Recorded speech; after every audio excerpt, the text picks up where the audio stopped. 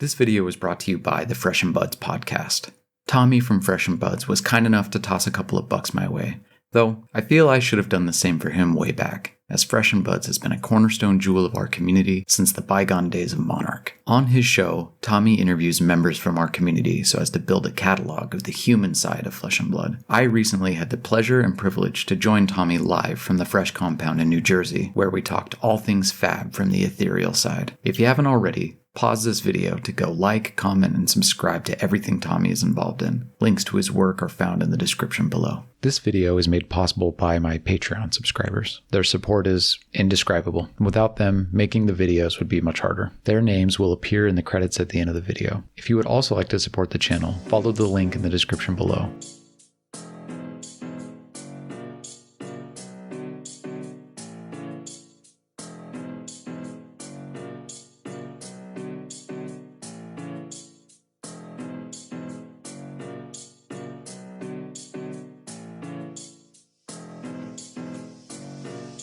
A genre defines much how we come to approach it.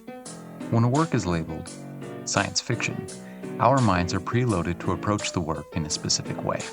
Sci-fi conjures images of a far future, and expectation that humankind has advanced so far that space travel is possible, the planet's colonizable, and some other form of ammunition was able to replace the bullet. Fantasy, on the other hand, conjures images of wizards and elves and monsters and magic. The races, magical systems, and creation myths, gods and royals of our old world are used by the denizens of fantasy works and imbue them with new meaning. Things like walking sticks, swords and axes, lanterns, and daggers and bows. The through line between the two major genres is that of presenting an alternative method by which we interact with the world. In the case of sci-fi, it is through the advancement of technology. There are no more home-cooked meals in the far future, simply a machine that coagulates matter into nutrition paste. There are no traditional combustion engine vehicles, having all been supplanted by futuristic craft or public transport. The weapons and armor too do not reflect our world as it is, but as it could be, based on current technological study and advancement. This is the key aspect of a sci-fi story. How would we live and interact in this new world? Fantasy, by comparison, does the same thing, but vaults our minds back in time. Fantasy, by nature, is a reflection on a time period, in most cases medieval Europe, in which we imagine a world in which the myths were true. The beliefs that people held at the time take center stage. Witches were real, monsters lived in the sea, magic was not only possible, but happened regularly. These are central to understanding how and why fantasy works. The question is not like sci-fi, it is inverted. How could we have lived with an alternative history?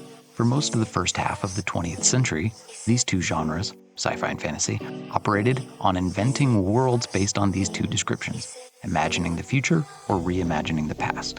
Then, in the 60s, the new wave science fiction movement began. New Worlds, a science fiction magazine, began encouraging new styles and ideas in genre fiction. This call to action birthed the careers of many famous genre writers of the time. Samuel Delany, the unsung hero of science fiction, wrote what is considered to be the first cyberpunk novel, Nova. There are many examples and great writers in this time period, but for the sake of brevity, I want to skip forward to 1982, where Bruce Bethke, one of the godfathers of cyberpunk, coins the term cyberpunk itself. He did so by naming a short story he wrote, Cyberpunk, and now you know why this term exists and has defined a billion-dollar subgenre. The rest, for the fans, is laid out. William Gibson writes Neuromancer, Mike Pondsmith creates Cyberpunk 2020 RPG, Ridley Scott makes Blade Runner, Neil Stephenson writes the satirical post-punk Snow Crash, and that's that. History. But I should note that Pat Cadigan is every bit as good as those writers and is criminally underread.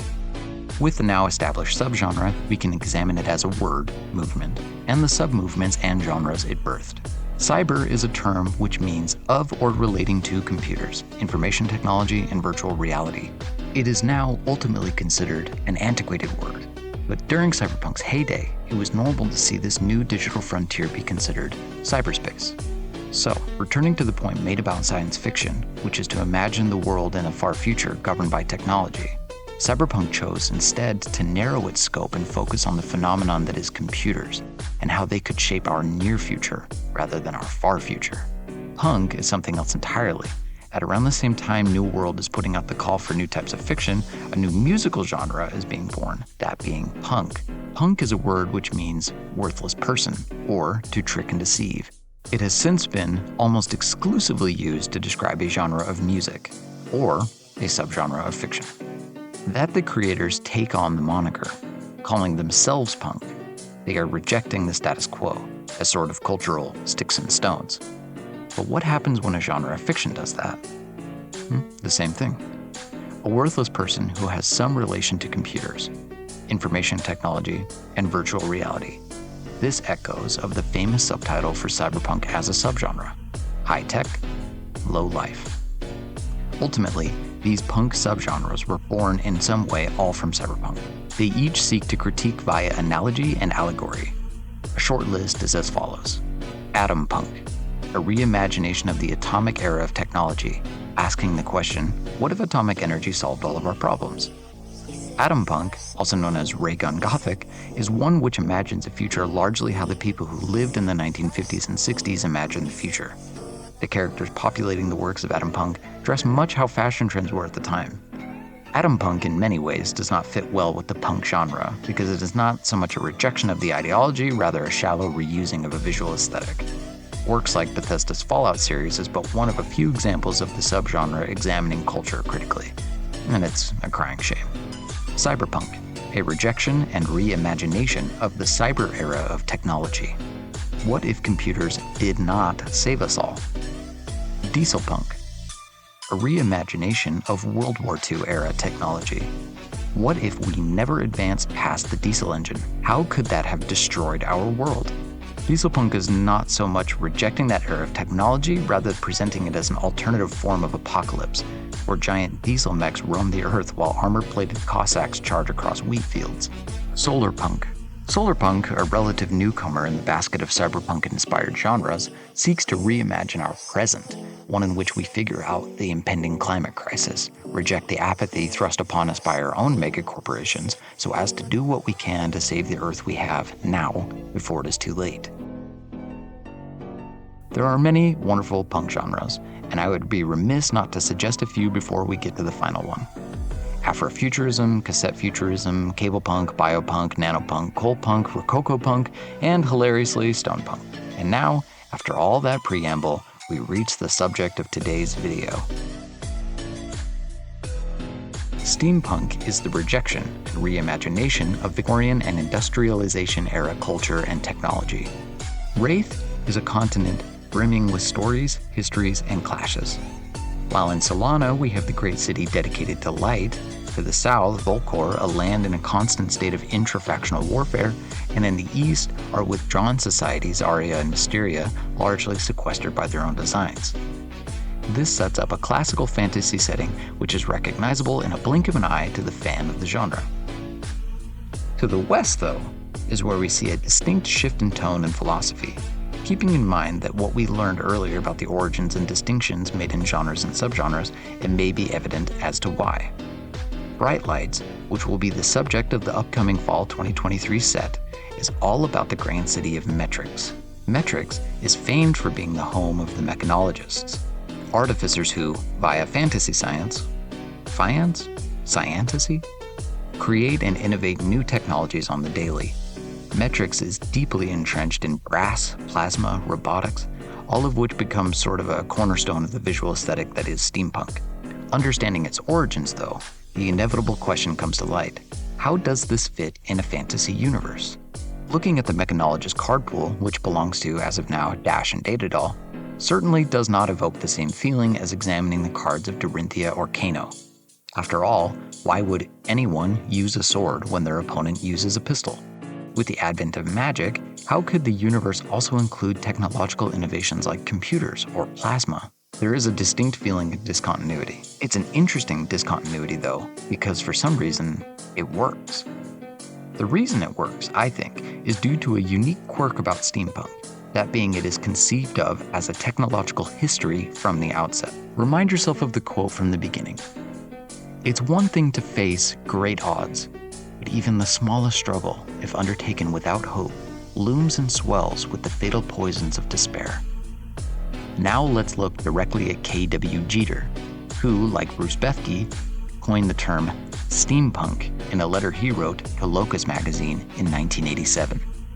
He wrote, "Personally, I think Victorian fantasies are going to be the next big thing, something based on the appropriate technology of that era, like steampunks, perhaps." This is a foundational text from which all of this aesthetic, which has appeared in films, books, games, conventions, subgenres, all of it is born here.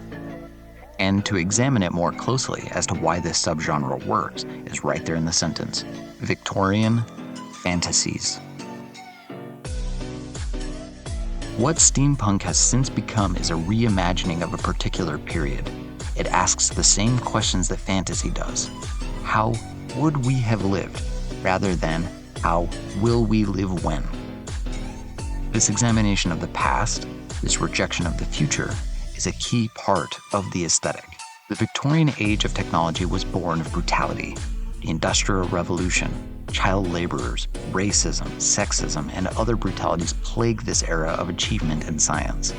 What steampunk seeks to explore, then, is a retelling of a history in which minorities and non-binary folk have a say, a history in which cooperation leads to great achievement, a history in which we reject the present. Consider your smartphone, which could be how you're watching this video right now, or maybe it's in your pocket or lying on the desk beside you. How would you repair it? If my voice suddenly started cutting out, what would you do? These are not questions for the mechanologists. Part of the appeal of their steampunk technology is that it is technology humans still have control over. Humans retain their power of technology rather than being governed by it. Dash spends her duels tinkering and improvising solutions to her weapons so as to make them stronger.